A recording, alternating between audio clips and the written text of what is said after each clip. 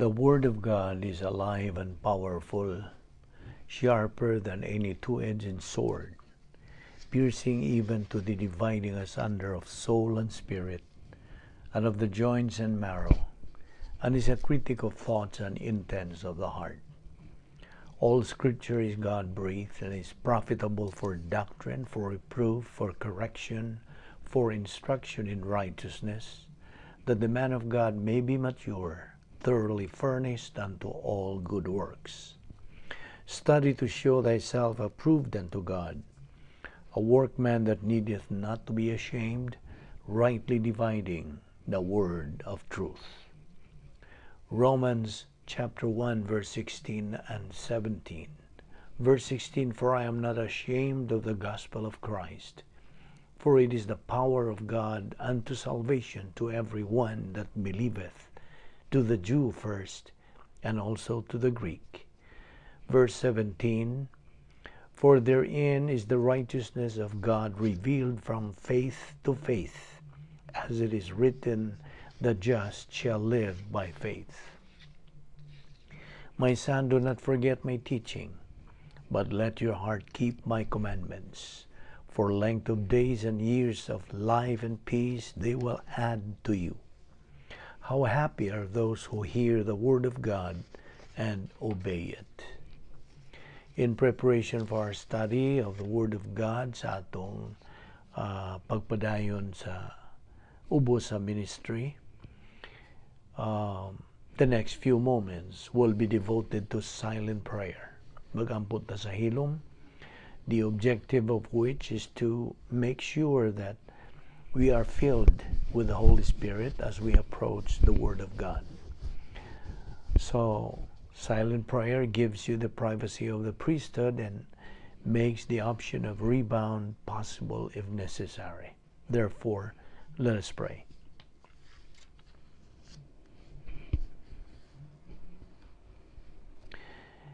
Let us pray. Heavenly Father, because we belong to Thee, we have the right and the privilege of fulfilling the function of our priesthood by listening to the teaching of your word. We recognize that our growth, our orientation to life, our understanding of your plan, your purpose, your design for each one of us is based upon the constant, daily, consistent assimilation of your word. We recognize that there is no substitute to your word, that there is no capacity for our life that can be counterfeited apart from what we have because of Thee. Thank you, Father, for your faithfulness. We thank you for providing for us this portion of your word. May God, the Holy Spirit, now sanctify us to the nourishment of our soul, for we ask it in Christ's name. Amen. So, aniyan sa kita sa atong pagpadayon sa pagtuon sa pulong sa Dios nining adlaw, ug aniya kita sa ka-skill sa panglawas. I hope you are na kay sana nga pangisip, gipabuhi ka pa, nagaginhawa ka pa, all because of God's mercy, love, courtesy, and grace of God. We don't deserve it, we do not earn it, nor work for it. Why? Because it is grace. Padayon kita sa atong gisugdan ni atong miaging higayon nga nag-uban kita, o atong hisgutan karon ang uluhan sa atong pagtuon ang plano sa Dios, o ato kini karong ipadayon niining adlaw. Unas tanan,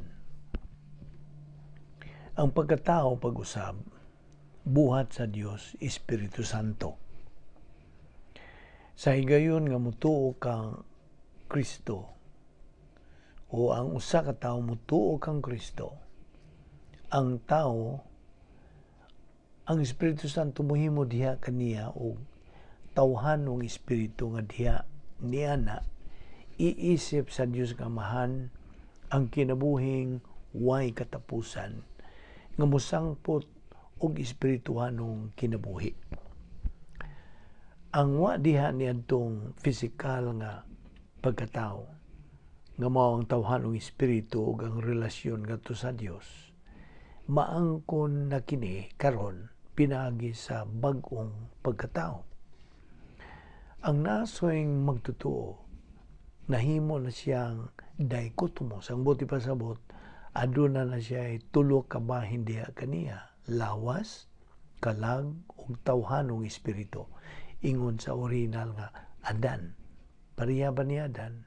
1 Tesalonica 5:23. Sa higayon sa pagkatao pag-usab, ang magtotoo mapun-an sa Espiritu Santo, filled by the Holy Spirit, gibutang na siya sa pakigambitay sa Dios, fellowship, o uban na sa iya na karong tawhanong espiritu, siya makakaton o makasabot na sa mga butang espirituhanon. Matod pa kana sa Juan 16:13 ngadto sa 15. Kaya Juan 3:6 nagkanayon man, ang gianak sa tao usab dunay lawas, giisip nga kalag, ug kinaiyang magasasala. Ug ang gianak sa Espiritu Santo, Espiritu tawhanon usab. Nawang una tang pagkatao, our first birth, nagasangkap kanato og usa ka lawas nga may unod ug dugo, ingon man usa ka kalag nga may kinabuhi nga giisip sa Dios apan way tawhanong espiritu. Aron sa pagsud sa gingharian sa Dios ug sa pag-angkon og dayon nga relasyon ngadto kaniya, gikinahanglan ta ang pagpanag-iya og tawhanong espiritu, human spirit. Now, si Nicodemo nga atong hisgutan, wa unta kadto siya mahibong sa pagkasayod nga ang tao nagkinahanglag ikaduha o pagkataong espiritual. Ayaw ikahibulong nga ako nag-ingon kanimo nga kinahanglan magpakatao kamo pag-usab. Matod pa kano sa Juan 3:7. Ang mga pulong ni Jesus nga ayaw ikahibulong, nagpakita kini sa reaksyon ni Nicodemo. Nakurat si Nicodemo, gihingusga ni Jesus sa pagbutyag nga si Nicodemo kinahanglang matao pag-usab. Bisan pa sa tanang kahibalo niya bahin sa daang pakigsaan, kinis Nicodemo labihan yung pagkalibog. Sa ikatulong higayon si Jesus misubli sa pagkinahanglan og ikaduhang pagkatao ug iyang gitapos ang iyang gipahayag pinaagig paghulagway gikan sa kinaiyahan. Now, ang Juan 3:8 nagkanayon, ang hangin muhuros bisan asa kinibuot mo padulong, madungog mo ang paghuros niini, apan wala ka mahibalo diin kinigikan o asa kinipadulong. Sama usab niini ang tanan nga mataw pinaagi sa espiritu. Now, di ta makita ang hangin. Ang epekto ra niini ang makita, di ba? Mahibawaan mo kung muhuros ang hangin sanglit mubati mo makabati ka man niini diyan sa imong naong, makita mo ang pagbawod sa dagat gumikan sa paghuros niya na sa hangin, mamatikdan mo ang pagbawog sa kakahuyan o ang pagkapuling sa imong mata o gabog, apan dili mo mahibawan giun sa paghapak sa maong hangin, ingon man asa kinipadong. Maingon niya na ang espirituhanong pagkatao dili makita apan labihan ang pagkatinuon niya na.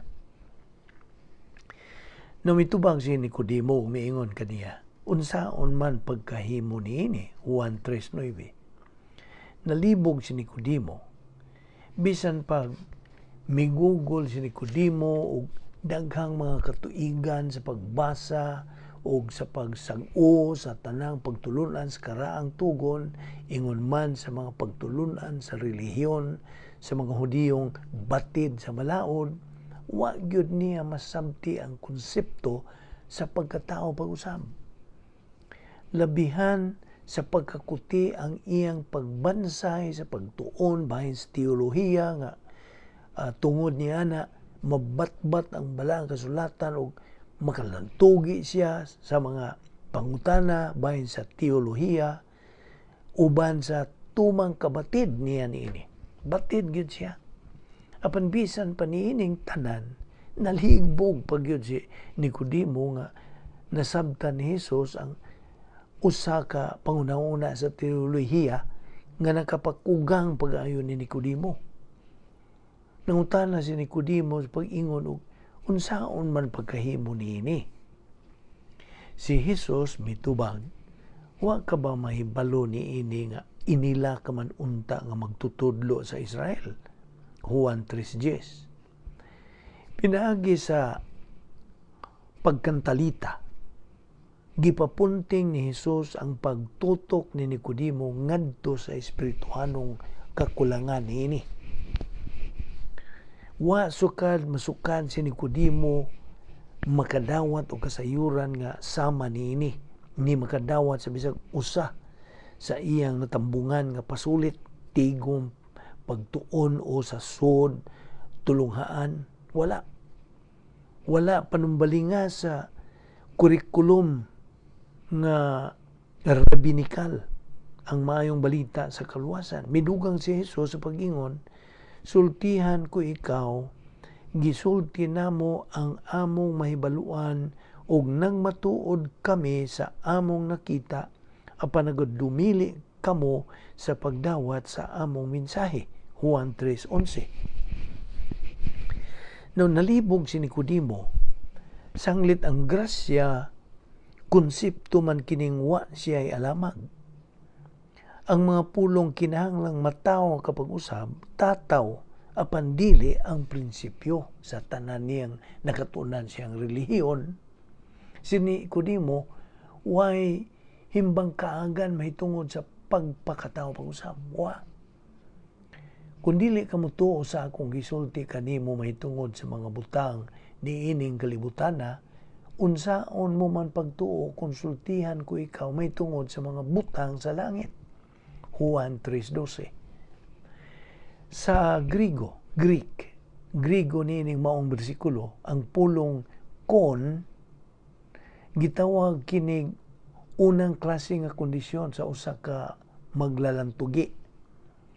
Si Jesus nagkanayon dinhi og atong ibutang sa pagkakaroon nga gisultihan ta ka sa mga tawhanong butang, mga butang kalibutanon. Nanunsaon mo man pagtuo kung ipresentar ko ang espirituhanon o langit ng mga prinsipyo. Matod pa sa Juan 3:13, ug wala pa'y nakasaka sa langit gawas sa anak sa tao nga nanaog gikan sa langit. Niyantong higayon sa pagsaysay ni Jesus niining maong pamahayag, wa pa'y usa ka sakop sa kaliwatas tao ang nakasuod sa ikatulong langit nga mao ang puloy-anan sa Dios. Bisan tuod kung dinha na dili maihap nga mga katawhan sa daang pagisaan nga nangaluwas gikan sa paghukom sa dayon, human sila nangamatay, mipuyo na sila dito sa paraiso.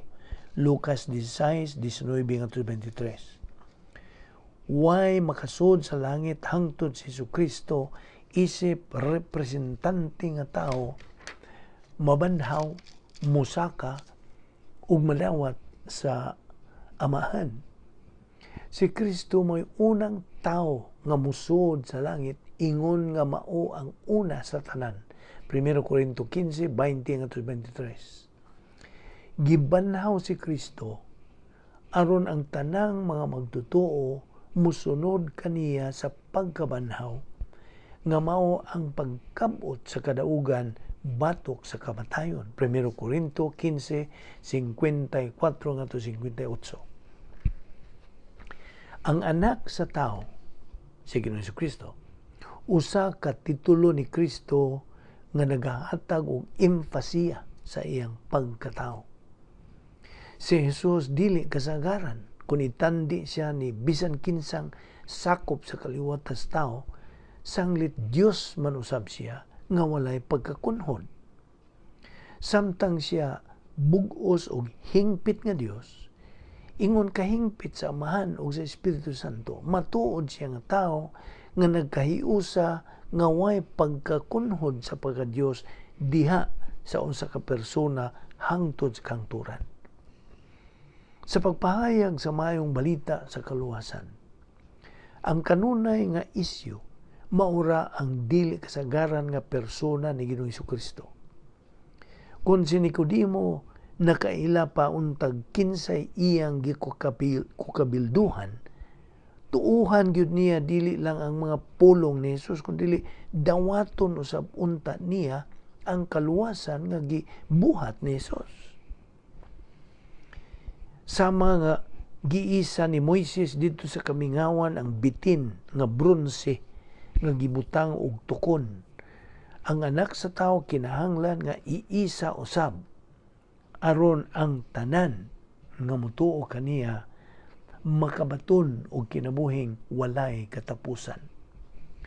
Kay gihugma pag-ayo sa Dios ang kalibutan ug tungod niini gihatag niya ang iyang bugtong anak aron ang tanan nga mutuo kaniya dili malaglag kundi makabaton hinuon sa kinabuhing dayon.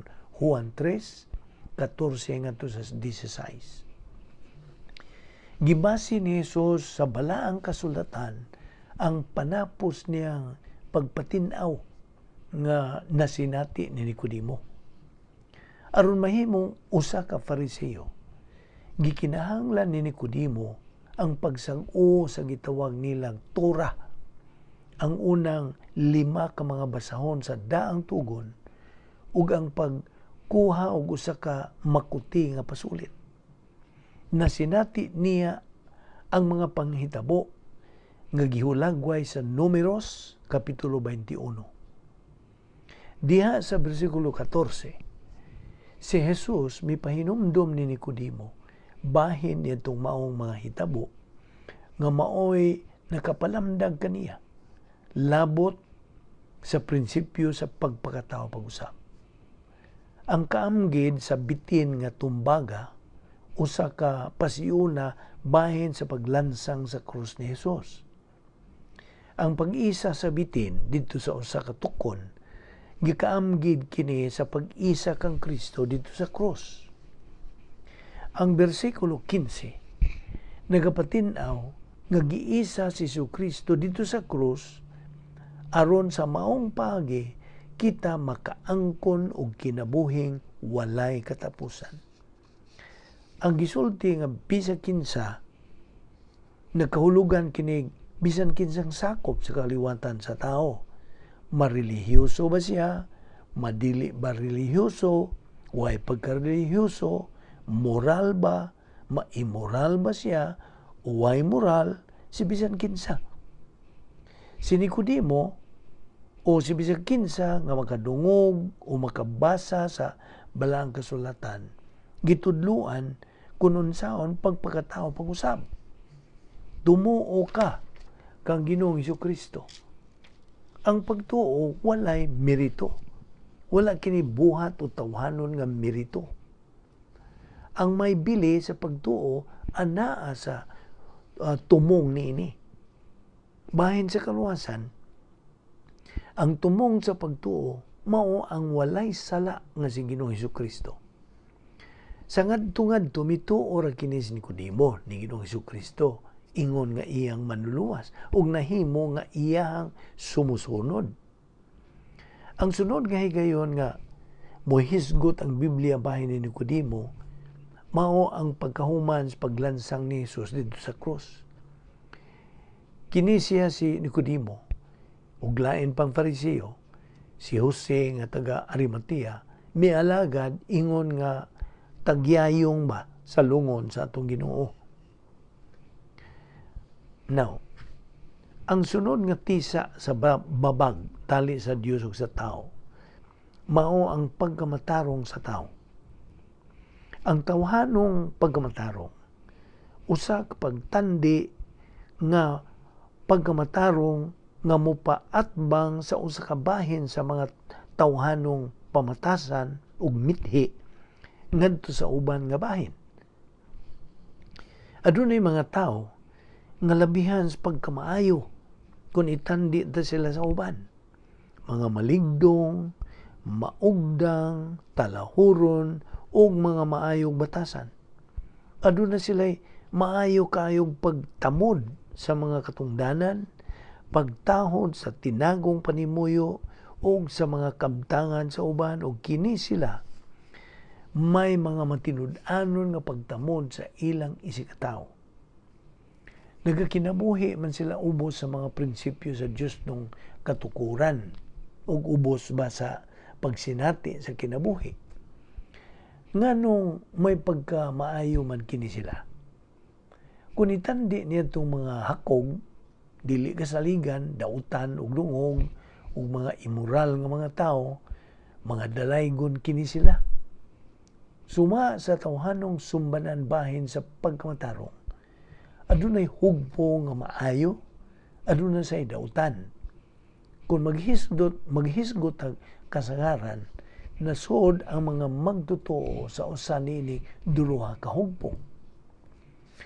Ang mga relihiyoso, moral ug mga magtotoo nga matarong silang kaugalingon sama ni Nicodemo, mahimong tinamod nga mga sakop sa katilingban kinsa talag sarang makitaan nga nagabuhat og kalapasan o buhat nga salawayon. Usa siya ka mabination, manggiluyon, matinagdanon, o nagatampo pagani siya sa mapuslanong mga kausa. Hinoon, ang nakaluoy lang sa usa ka moral nga dili magtotoo mao, nga siya nagasalig ragyod sa iyang tawhanong pagkamatarong aron kunuhay sa pagpahimuot sa Dios ug aron nga siya mahilangit. Pinaagi niya na. Nagdahom siya nga wa na siya magkinahanglan ni Ginoong Jesucristo ingon nga iyang puli umikan sa iyang mga kasalanan tungod kay nagatuo man siya nga usa siya ka maayong tao. Unya, aduna say dili magtotoo nga dayag nga talamayon og nagabuhat og salawayong buhat. Tingali may pagkalawayan o wala maayong pamatasan kini siya, o tingali usa siya ka tawo nga uyon sa tago sa buhat nga dautan, o kaha usa ka bakakon ba o maluibon, usa ka palahubog ba, usa ka hilig sa ginadiling druga, o usa ba siya ka kriminal. Ang kalahian tali sa moral o immoral nga mga magtotoo mao nga ang mga sa nga ginabuhat sa immoral nga tao may pagka maandakon, samtang ang mga sala sa usa ka matarong sa kawalingon daw iyang ginatago kini luyo sa nagtakuban nga pagkatalahuron. Apan bisan pa niya na pinasikan sa tawhanon nga sumbanan sa pagtandi, mas bintaha pa ang usa ka moral nga dili magtotoo kaysa immoral nga dili magtotoo. Apan sulay sa pagtandi kining mao nga paagi sa pagranggo bahin sa moral ngadto sa hingpit nga sumbanan nga iya sa Dios. Samtang na nag-iya ang usa ka maayong dili magtotoo og mga halangdong hiyas, kini siya hinukman ang daan sukad pa sa iyang pagkahimungso ug mubuhat pagpersonal nga mga sala. Way tawhanong pagkamatarong ang sarang makakabot sa mga kinahanglanon nga iya sa Dios, wala. Dili og dili gayon makatandi ang tawhanong pagkamatarong sa dili magtotoo ngadto sa hingpit ug lubos nga pagkamatarong sa Dios. Ang Roma 3:23 ang gisulti, Ani ay pag-isip sa Dios bahin kanato. Nakasala ang tanan og nakabsan sa himaya o kinaiya sa Dios. Dinhi sa kalibutan, walay tawo nga nagbuhat kanunay og matarong og dili gayud masayop. Ecclesiastes 7:20. Kay ang kasulatan nag-ingon, wala gayoy tawo nga matarong walay nakasabot o nangita sa Dios. Roma 3:10. Sama kami sa taong hugaw ug ang among matarong nga buhat sama lamang sa hugawong pahiran. Isaias 64:6a. Ang mga maayong buhat sa kaliwatan sa tao, ang tawhanong pagkamatarong nga gisulti sa Isaiah 64:6, kini nagapahimutang sa labing malinglahon nga tisa sa babag. Ang mga maayong buhat sagad mo sangko ngadto sa samang makapadyusnon og santuson nga lansis nga dinha kang Nikodimo bahin siyang kaugalingon. Ani ay pipila ka mga pananglitan niini. Mahilangit ako tungod kay angayan ko mahilangit. Mahilangit ako tungod kay nagakinabuhi kung maayong kinabuhi. Mahilangit ako tungod kay nagrelihiyoso man ako. Apan ang tanan nga mga maayong buhat ning kalibutan na isumada lang nga mga tawhanong pagkamatarong. Ang hingpit nga pagkamatarong sa Dios way labot sa pagkamatarong sa tao. Ang bugtong paagi aron ang tao makabaton og relasyon ngadto sa Dios, maura ang iyang pagpanag-iyag pagkamatarong tumbas sa pagkamatarong sa Dios. Ayaw linglaha ang imong kaugalingon. Ang relihiyon o moralidad nagahatag og mini nga mga paglaom bahin sa pagkamatarong. Si Jesus miingon, busa sultihan ko kamo nga dili kamo makasulod sa gingharian sa langit kun ang inyong pagtuman sa kabubuton sa Dios sama lamang sa gihimo sa mga magtutudlo sa balaod ug sa mga Pariseo. Mateo 5:20b. Sa laing pagasulti, walay bisan kinsa ang igo lang pagkamaayo aron makasuod sa langit. Busa-unsaon man di ay pagtangtang sa maong tisa sa babag. Mabungkag lamang ang tawhanong pagkamatarong pinaagi sa pag-isip o pagkamatarong. Now, ang usa ka kudlit makapausab sa abot ngadto sa utang. Apan aron usabon ang atong utang sa pagkadili matarong ngadto sa abot, kredito, sa pagkamatarong sa Dios, usa ka na kabutang nga ang Dios ray makahimo. Matud ba sa 2 Corintios 5:21, walay sala si Kristo. Apan gipa ka makasasala siya sa Dios aron kita sa atong pagkahiu sa kaniya, Hesus Kristo, makabaton sa pagkamatarong sa Dios. Now, samtang nagabitay si Kristo dito sa cross, giisip sa Dios ang tanang sala sa tibuok kaliwatan sa tao ngadto kaniya ni Kristo. O gihukman siya. Gihukman kadtong iyang mga sala ngadto kaniya. Kadtong maong bayad sa sala, mo'y nakabungkag sa unang tisa didto sa babag. Gidawat sa Dios si Kristo ingon nga puli alang kanato, sanglit siya mismo wa may sala. Ug busa talagsaon siyang kalifikado pagkaingon nga puli kanato. Didto sa cross, iyang gipas-an didto sa iyang kaugalingong lawas ang matag sala nga atong nabuhat ug bisan kadtong mga sala nga ato pang pagabuhaton, mga sala nga atong nabuhat kaniadto karon ug sa umabot pa. 1 Timoteo 4:10, 1 Pedro 2:24. Gipasangil ngadto kang Kristo ang atong mga sala. Dili nga ri kanato. Apan hangtod pagadawaton ta ang iyang sakripisyo pinagi sa pagtuo lamang kang Kristo lamang, Episo 2:8-9, magapabilin nga rin kanato ang atong tawhanong pagkamatarong.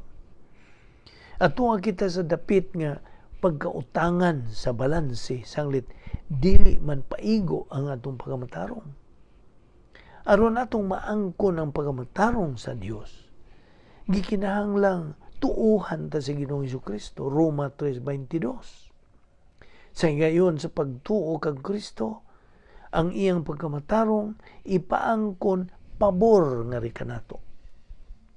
Matubang sa Roma 4:5, apan ang tao nga wala magsalig sa iyang binuhatan kundi nagsalig hinoon sa Dios, kinsa nag-isip sa makasasala nga walay sala, siya isipon lugid sumay giisip nga matarong tungod sa iyang pagtuo. Ang Griego nga pulong lugid sumay nagkahulugan og pag-isip o paghatag og usa ka butang agig dungog sa ngalan sa usa ka tawo.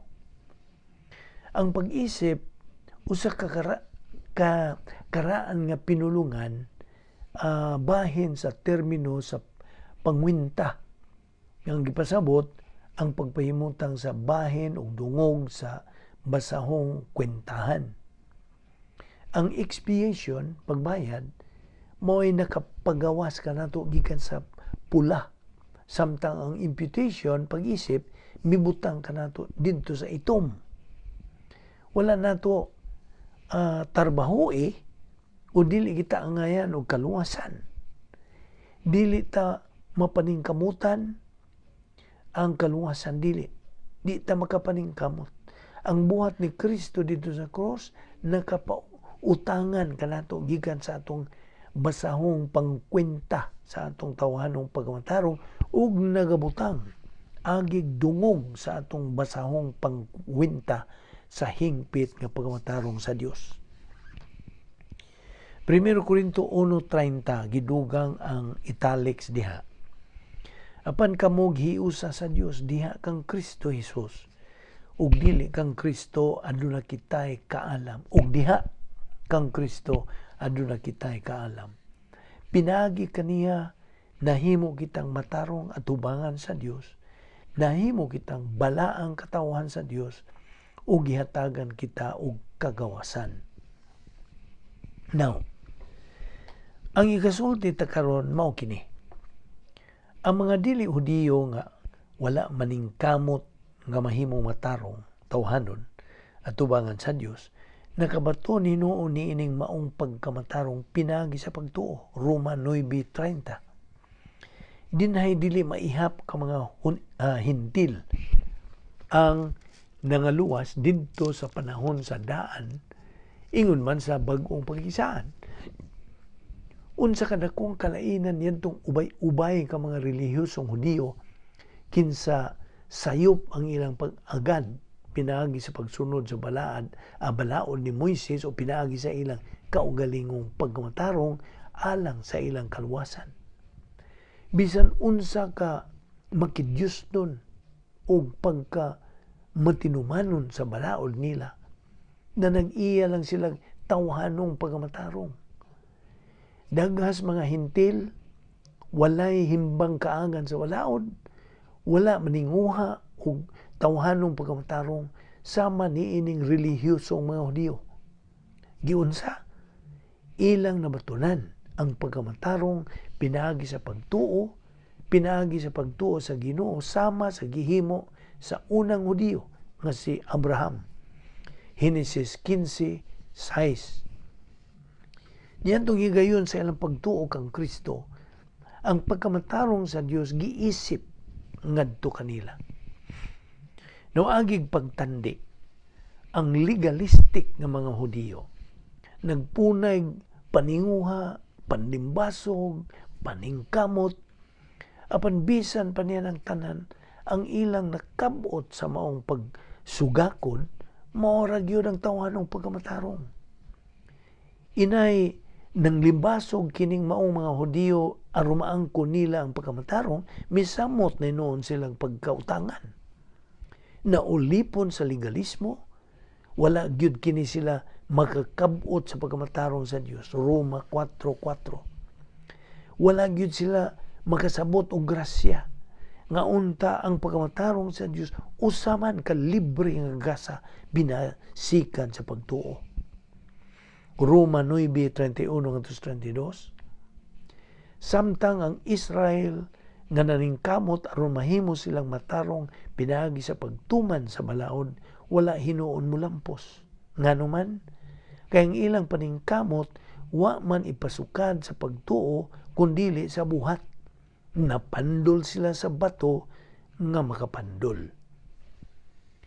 Now,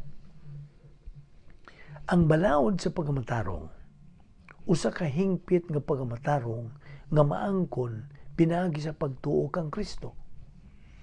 Daghan dito sa Israel ang wala man nag-iya sa hingpit nga pagkamatarong tungod kay wa man nila pangitaa kini pinaagig pagtuo. Wa sila mutuo sa Ginoo. Sa ilang pagpanglimbasog sa pag-angkon og kaluwasan, sila napandol sa bato nga makapandol nga mao ang Mesiyas si Ginoong Jesucristo. Samtang ang pag-isip o imputation nagahatag og dungog ngadto sa atong basahong pangkwenta sa hingpit nga pagkamatarong sa Dios, ang pagkamatarong o justification nagapadayag kanato nga matarong sa mata sa balaod. Ang pagkamatarong usa kini ka laing pagpakita sa grasya sa Dios. Pinasikan sa pag-isip sa hingpit nga pagkamatarong sa Dios ngadto sa magtutuo. Ang hustisya sa Dios nagapadayag unsa ka dili takos ang makasasala nga mamatarong o madawat niya. Ang Griego nga pulong dikaio, usa ka komon nga Hellenistic nga balaodnong pinulungan nga nagkahulugan og pagmatarong, paghimatuod o pagpadayag nga matarong. Ang Dios gawas nun sa pagpadayag sa magtutuo nga matarong tungod kay ang maong magtutuo na nag-iya naman sa pagkamatarong sa Dios. Ang pagmatarong nagkahulugan og pagpanag-iya sa hingpit nga pagkamatarong sa Dios. Wala kini magpasabot og ingon nga wala gayud ako makasala. Ang panasayod kami ng tao isipon sa Dios nga matarong pinaagi lamang sa pagtuo kang Jesucristo ug dili sa pagtuman sa balaod. Bisan gani kami nagtuo man kang Kristo Jesus aron ang Dios mag-isip kanamo nga matarong pinagi sa pagtuo kang Kristo ug dili pinagi sa pagtuman sa balaod. Kay walay tawo nga isipon sa Dios nga matarong pinaagi sa pagtuman sa balaod. Galacia 2:16. Apan pinaagi sa grasya nga gigasa sa Dios ngadto kanila, mahimo silang matarong dikaio pinaagi kang Kristo Jesus nga nagluwas kanila. Roma 3:24. Na timan giunsa kita pagmatarong diha sa mata sa Dios. Pinaagi ba sa pagkabuutan o pagkamoral? Dili. O dili gayon. Dili gayon. Ang pagmatarong mudangat lamang pinaagi sa pagsalig sa grasya sa Dios. Ang grasya dayag kini sa kinatibuk ang plano sa Dios. Ang grasya mo'y paagi sa Dios sa iyang pagsangkap sa pagmatarong nga dili ta mapaningkamutan o dili kita angayan. Ang hingpit nga pagkamatarong dili ilhanan sa pagkatakos hatagan kumikan sa tawhanong kalampusan, kundi usa kini ka gasa nga grasya nga gawas nung hinatag ngadto sa dili angayang makasasala sa higayon sa iyang pagkaluwas. Roma 3:22, gihimong matarong sa Dios ang mga tao pinaagi sa ilang pagtuo kang Jesucristo kay managsama man ang tanang mga tao. Now, ang pamulong pagkamatarong sa Dios nagkahulugan kini og hingpit nga pagkamatarong. Unsaon man nimo pagdawat sa pagkamatarong sa Dios? Pinaagi sa pagtuo ug dili pinaagi sa pagtuman sa balaod. Bisan ang pagkamatarong sa Dios pinaagi lamang sa pagtuo lamang kang Hesukristo lamang. Sa higayon sa pagkaluwas, iisip ang pagkamatarong ni Kristo ngadto sa magtutuo. Kining mao nga pagkamatarong mahimong maangkon ni bisan kinsa sanglit namatay man si Kristo alang sa tanan. Si Kristo gihukman dito sa krus tungod sa sala. Iyang gipas-an ang mga sala sa matag tao nga nagkinabuhi o niadtong magkinabuhi pa. Mao kana ang walay kinutubang pagbayad sa sala. Mamoral ka man o dili moral. Mawa ka may pagtuog Dios o marelihiyoso ka man. Sa pagtanaw sa Dios, nakasala ang tanan. Roma 3:23. Busa, ang tanan mahimong maluwas. 1 Timoteo 4:10. Kinsa ang makadawat sa pagkamatarong sa Dios? Ang tanan nga mutuo. Apan karon gitagad na niya ang mga sala sa mga tao aron pagpakita nga siya matarong ug himuon niyang matarong ang tanan nga mutuo kang Hesus. Roma 3:26. Miipikto ang pagmatarong sukad pa pagkalaglag ni Adan. Ang ihimplo sa daang pagigsaad mao si Abraham. Siya gipagmatarong pinaagi lamang sa pagtuo. Aron sa pagpatin-aw nining bahina, si Pablo migamit dinhi og paagi sa mga maglalantugi nga ingnon ta una nga gipakaingong namatarong si Abraham tungod sa iyang kaugalingong mga mayong buhat bisan tuod og wala. Busa unsa may atong ikasulti may tungod kang Abraham nga amahan sa atong kaliwat. Kung gihimo pa siyang matarong sa Dios tungod sa iyang nahimo, may katarungan unta siya sa pagpasigarbo apan dili sa tubangan sa Dios. Roma 4:1-2. Kung gimatarong pa si Abraham tungod sa mga maing binuhatan, magapasigarbo unta siya apan dili ngadto sa Dios. Roma 3:27-28. Karon unsa na may angay tang ipanghambog? Wala. Nganuman, tungod ba kay ang tao nagtuman sa walaod? Dili. Kundi tungod sa iyang pagtuo. Kay mo'y atong gituuhan kang tao himuong matarong sa Dios, pinagi sa pagtuo ug dili pinagi sa pagtuman sa balaod. Kung si Kristo mauman ang mihimo sa tanang buhat aron ikatanyag ang atong labihan kadako ang kaluwasan, unsa man pud ay ang ikapasigarbo ni Abraham? Unsa may mahitabo sa kahimuan sa tao? Unsa na may mahitabo sa mga maayong binuhatan alang sa kaluwasan? Wala na ka na sila ilabot. Ang paagi sa kaluwasan, magpabilin nga mao gihapon sa tibuok nga kasaysayan sa tao sa wa pa ug sa human na mahitabo ang krus. Roma 4:3. Kaya ang kasulatan nagingon mituo si Abraham sa Dios, pagtuo sa Ginoo, Henesis 15:6. Ug tungod sa iyang pagtuo, ang Dios nag-isip kaniya, gaisip o gipagmatarong nga matarong. Roma 4:3. Ang pagkamatarong sa Dios gihatag o giisip ngadto sa kaayuhan ni Abraham pinagi sa iyang pagtuo sa Ginoo. Apan unsa namang kadtong nanglimbasog sa pagbuhat og igong mga maayong binuhatan aron mahilangit. Roma 4:4. Ang tao nga nagtrabaho alang siyang kaluwasan suhulan.